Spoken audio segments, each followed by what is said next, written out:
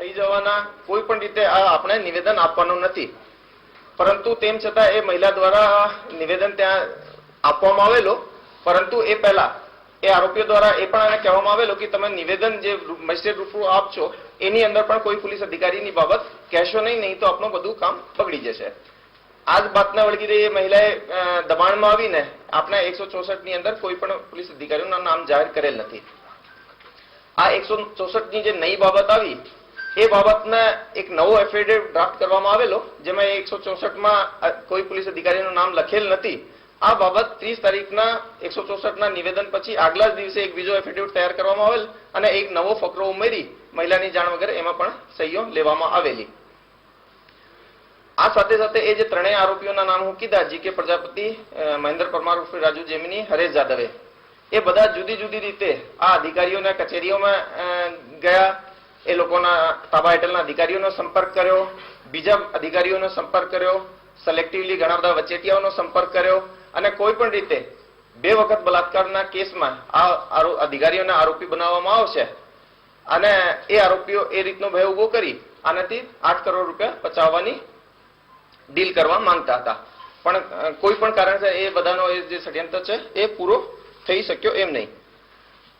જ્યારે અધિકારીઓ વચેટિયાથી મળીને પણ કામ નહીં ચાલ્યો ત્યારે એ લોકોએ જીકે પ્રજાપતિ અને હરેશ જાદવે એ ગાંધીનગરના 2 પત્રકારો આશુતોષ પંડ્યા અને કાર્તિક જાની આ લોકોનો સંપર્ક કર્યો.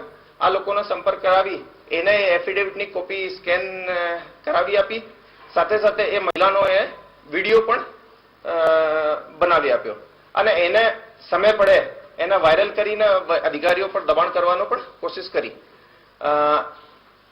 આ રીતે જે તમામ ષડયંત્ર કરનાર માણસો છે, જેમાં જીકે પ્રજાપતિ ઉર્ફે જીકે દાદા, હરેશ જાદવ સુરતના રહેનાર, મહેન્દ્ર પરમાર ઉર્ફે રાજુ જેમિની, આશુતોષ પંડ્યા અને કાર્તિક જાની, એ બધાને ડિટેન કરી અને હાલમાં એ બનાવ જે છે ગાંધીનગરમાં શરૂઆતથી બનેલ હતો, તો ગાંધીનગર સેક્ટર 7 પોલીસ સ્ટેશનમાં આઈપીસી સેક્શન 389 અને 120B હેઠળ એફઆઈઆર દાખલ કરવામાં આવી છે.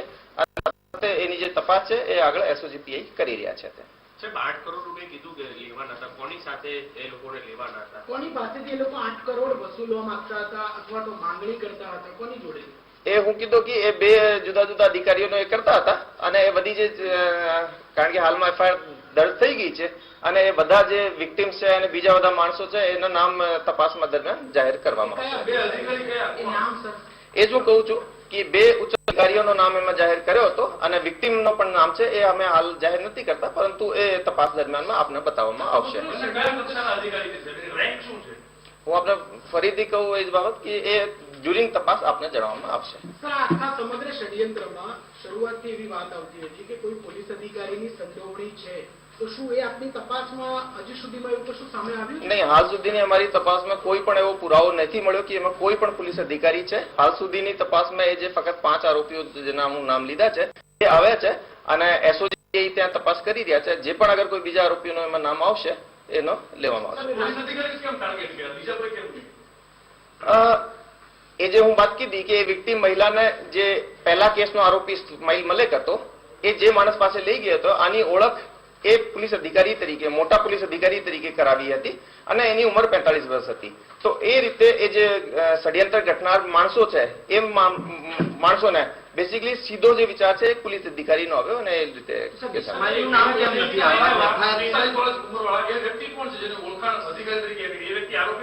આજે એ 45 વર્ષ વાળો જે આરોપી છે એ બેસિકલી આપને ખબર છે જે પેથાપુર વાળી એફઆઈઆર છે 376 માં દાખલ થયેલ છે અને એ એફઆઈઆર દાખલ કરતા પહેલા કોઈ પણ કારણથી વિક્ટિમ મહિલા દ્વારા એ બતાવવામાં આવેલ ન હતો. તો એ અમારો જે કેસ છે એ એક્સટોર્શનનો છે અને જે પહેલી જે રેપની ફરિયાદ છે આમાં તપાસ જે આગળ ગાંધીનગર પોલીસ કરી રહી છે એને પણ જણાવવામાં આવશે અને એ લોકો આગળની તપાસમાં આ માણસો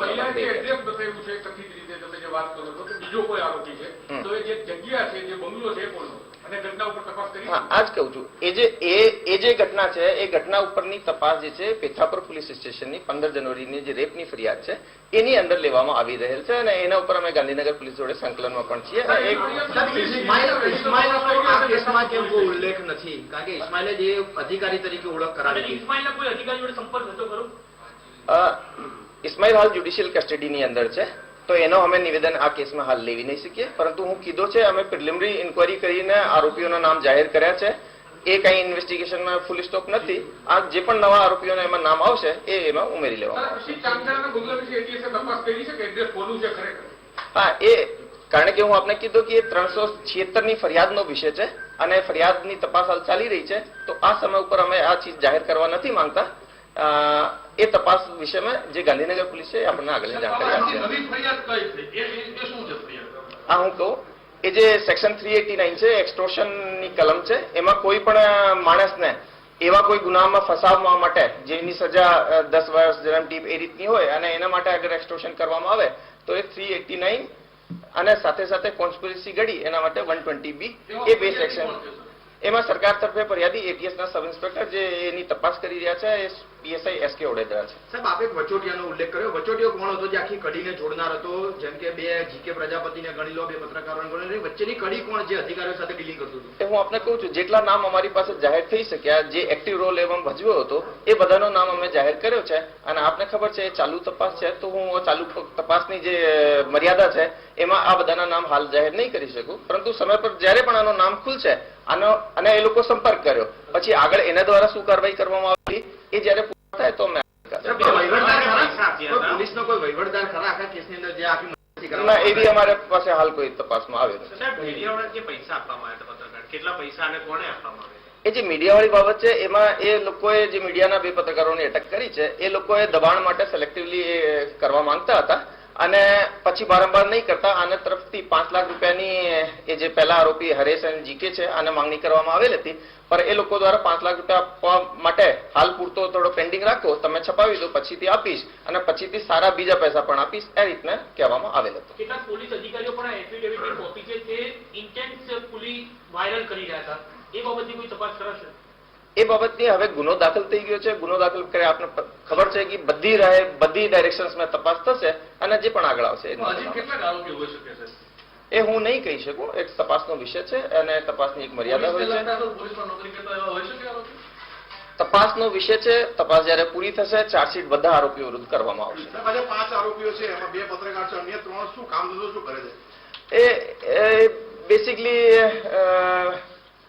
જુદા જુદા કામો કરવાના, લેન્ડના કામ કરવાના, જે રીતના લાઇઝનિંગના કામ મળી આવે એ રીતના કામ કરવાનું પ્રાથમિક રીતે જાણવા મળે છે. અમે બહુ ડિટેલથી આની પ્રોફાઇલિંગ હાલ કરી નથી, કારણ કે અમારે જે ગુનામાં લગતી જે વિગતો આ બાબતમાં આની તપાસ કરી છે અને ડ્યુરિંગ તપાસ એ બધી ચીજો આવશે. આપને ખબર છે અમને 2 દિવસ પહેલા જ આની તપાસ મળી હતી. અમે 2 દિવસમાં એટલું બધું કામ કર્યો છે અને ગુના દાખલ થયા પછી આની બધી પ્રોફાઇલિંગ, બીજા બધા આરોપીઓની ડિટેલ્સ એ બધું આપની સામે આવશે.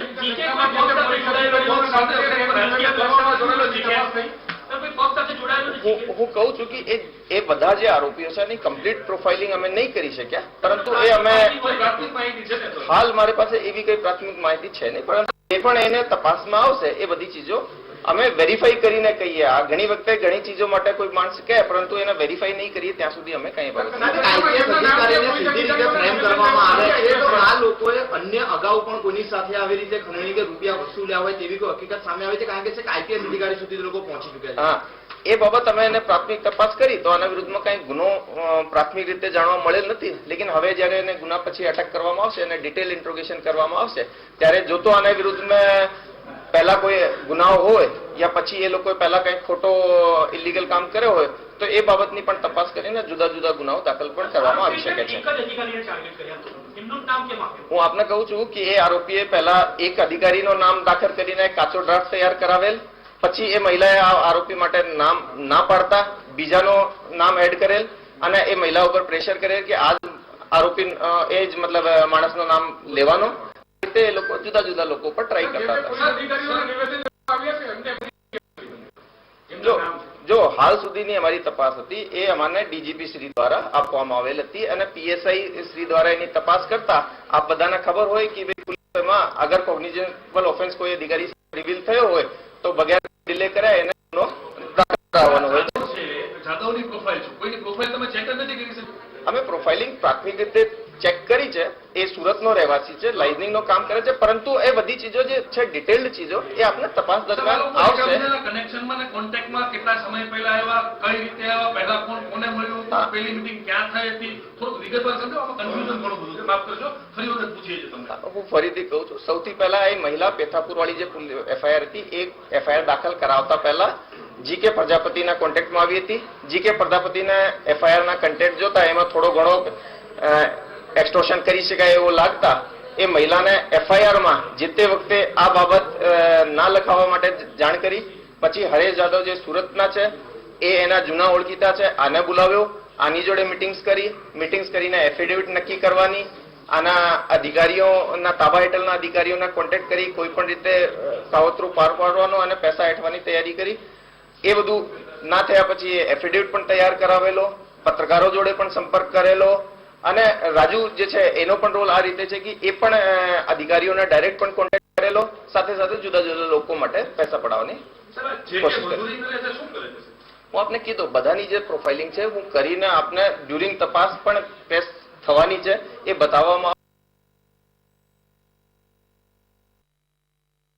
8 દિવસથી 7 દિવસથી એટીએસ આખા કેસમાં લાગેલી નહીં, એ 8 દિવસથી નથી લાગેલી. એ તપાસ અમને 9 તારીખે આપવામાં આવેલી હતી અને 9 તારીખ પછી જ અમે આના નિવેદન અને બધા 2 દિવસમાં કર્યા છે.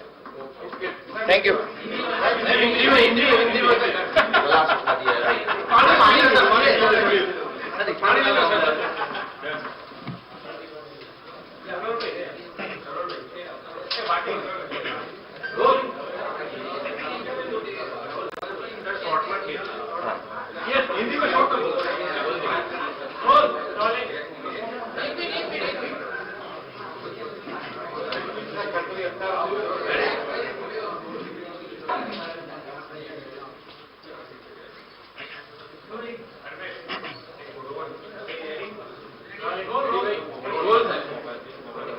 कुछ दिनों पहले सीनियर अधिकारियों को बलात्कार के केस में फंसाने के लिए एक एफिडेविट वायरल हुआ था.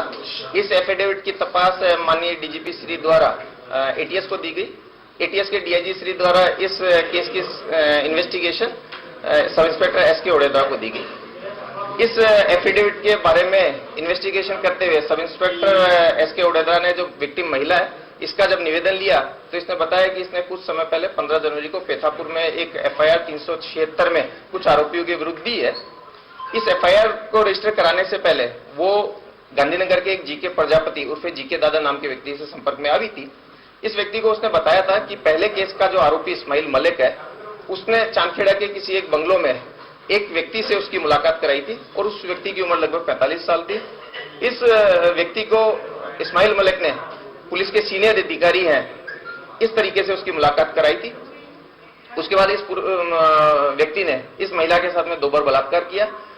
जीके प्रजापति ने उस समय जो 15 जनवरी की एफआईआर थी उससे पहले इस महिला को ये बात एफआईआर में ना लिखने का इंस्ट्रक्शन दिया और कहा कि इस चीज को हम बाद में इस पर डिस्कस करेंगे, अभी इसको लिखवाना नहीं है. एफआईआर के 1-2 दिन बाद में जीके प्रजापति ने सूरत से अपने एसोसिएट हरेश जादव को बुलाया, उसकी इस महिला से मुलाकात करवाई. साथ ही साथ एक पुलिस अधिकारी जो सीनियर पुलिस अधिकारी है उनके को इस केस में फंसाएंगे, फंसा करके पैसा लेंगे, इस बात का उन्होंने अंदर डिस्कस किया और उस महिला को प्रेशर किया कि उसको उनके साथ में इस काम में मदद करनी होगी, अदरवाइज वो उसकी किसी भी केस में मदद नहीं करेंगे. इस महिला के भाइयों के विरुद्ध पहले से एफआईआर है, उन केसेस में इसको मदद करने का वादा किया गया. इसके बाद इस केस में एक तीसरा एसोसिएट महेंद्र परमार उर्फे राजू जेमिनी भी आया. ये जो तीनों आरोपी थे, इन तीनों आरोपियों ने अलग अलग पुलिस के जो नाम थे उनके जूनियर कर्मचारियों को, दूसरे अधिकारियों को संपर्क करके, मिडिलमैन को संपर्क करके पैसे ऐंठने की कोशिशें की. इस महिला का एक सीनियर पुलिस अधिकारी का नाम लेता हुआ एक एफिडेविट तैयार कराया है, उसका कच्चा ड्राफ्ट तैयार कराया. इस कच्चे ड्राफ्ट में एक अधिकारी का नाम भी उन्होंने लिखा.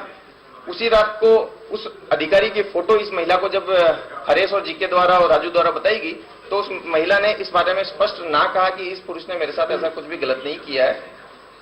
ऐसा जानने पर उन्होंने तात्कालिक नोटरी को फोन करके एक दूसरे अधिकारी का नाम लिखने के लिए कहा और नया एफिडेविट तैयार करवाया और इस बार इस महिला पे प्रेशर किया कि इस अधिकारी के नाम के साथ उसे हमेशा साथ में रहना है, इसमें अभी कोई चेंज नहीं करवाना है.